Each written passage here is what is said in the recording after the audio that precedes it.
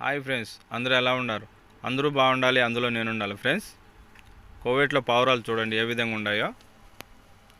ఈ కింది సైడ్ కూడా చూడండి ఫ్రెండ్స్, పావురాలు. నేను కొత్తగా కోవేట్కి వచ్చినప్పుడు మా బాబా వచ్చేసి 13 పావురాలు తెచ్చినాడు.